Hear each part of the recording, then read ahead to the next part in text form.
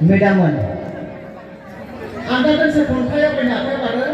खन्थाइया दिनै बे खौसेथिनि बिबुंथि बेयावनो सेबखांजादोंमोन। खन्थाइखौ आं आवरायनोसै। खन्थाइनि मुङानो जाबाय बबे लामाजों।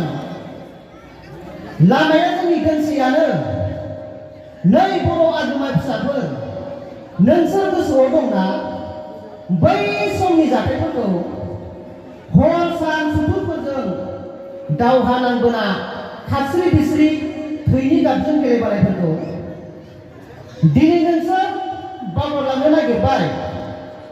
दिनै नोंसोर बावगारलांनो नागिरबाय बै समनि जाथायफोरखौ। दिनै बर' हारिया बबे लामाजों सोंथि जाखाङो।